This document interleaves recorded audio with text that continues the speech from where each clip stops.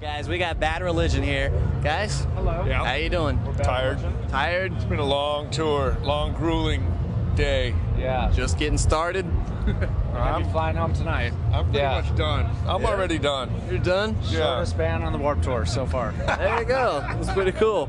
Well, guys, Bad Religion has a lot of history. You guys want to tell us about it? Where do we start?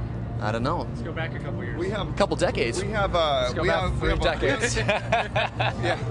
We have Jay, 30 you wanna years start? 30 years of history. 30. That's a lot of 3-0, people. And 3 stories. 15 albums, 200 and something songs. How many fights? Unlimited amount of fights. Yeah, unlimited. Multiple breakups. But Departing members, we coming always back come members. We always come back. Come back. Yeah. There's a lot of hugging it out. We always hug it out. Yeah. Just wipe away the tears, you know? I recommend hugging it out. Yeah.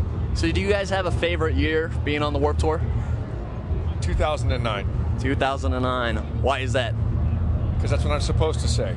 Okay, that's what he's supposed to say. There you go. If I said something different, then it would probably not be politically correct. Oh, there you go. So guys, Bad Religion. You guys gonna go home? Seriously? Right now? No, not now. Later. No, we're on the whole thing except the last week. So yeah, the majority of this tour will be involved in. Yeah. Yeah, we're on it for the long haul. Yeah. So guys, do you remember when the Warped Tour first started? How was it? Was it as the complicated? first tour we ever did was '98. So that was, I think the tour had been running for already 3 or 4 years. So the early years, a lot like Fletcher and Mike would just tell us stories about it. And I would laugh and go, "I'm never doing that, ever." But '98, we came out and did it, and even though it was tough, it was fun, and really, the factor that people can't put together outside of this is that we get to travel on tour with our favorite bands that are our friends that we never get to tour with. Yeah. So being on tour with Less Than Jake, No Effects, Anti-Flag, Bouncing Souls, Flogging Molly, and we get to hang out all night long and just cause a bunch of trouble. That never really happens in the real world, only on this fantasy tour. So Yeah, exactly. it's a good party. You guys been all over the world, internationally? You guys done the international Warped Tours as well? There was only one and we did it. Yeah. And yes, it caused me to have a mental breakdown. Not good. Never traveled to Europe with the Warped Tour. Okay, good advice. So you guys see a lot of emerging musical artists that, started on the Warped Tour. Afterwards, they got a little bit more successful. And guys, who are some of your There favorite was artists? this one band, Blink something. 189. Blink 189, I believe their name is. They started on the Warped Tour and they got really big. Definitely. Little Blink band 182, a little called, correction Something there. like that. Yeah, I heard of those guys. There's also a little band called My Chemical Relationship. They started They started. on the Warped Tour.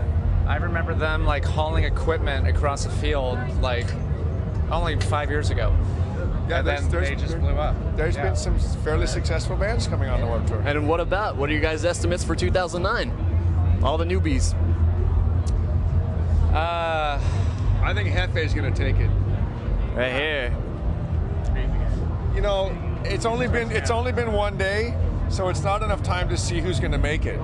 Because this is the tour where we always first thing we do is we take bets on who's going to fold chemically first. My money's still on Baker for 3 weeks. And then after that, you start looking at the bands, and then you start betting on who, as a band, is going to start crying first. Oh, right. Because there's a lot of crying on the Warped Tour, believe it or not. Yeah. There's no crying in baseball, but there's crying on the Warped Tour. About 4 weeks into this, when we hit Florida, and the bands are really hungry and drunk all the time, and it's 110 degrees with 100% humidity, you will see grown men cry. With your air conditioning breaking down on a bus. Generators busting. Yeah. It's everything. It just keeps happening. It happened last year. That's the next bet. And then after that, whoever keeps with it and makes it through all that, then we'll start saying, hey, they're a really good band. Yeah. Like the Matches. The Matches. Yeah. Great successful band from the Bay Area. We watched the Matches start from zero and tough it out and sit among the crowd and hand out CDs and really, really do a good job of promoting themselves and never gave up. Fantastic Ever. band, too. I really like those guys. And that's what it's all about. I mean, the Warped Tour is not about music. It's about getting that music out there as well. It's an advertisement for a lifestyle selection. Right. How's that? I like that. That was good.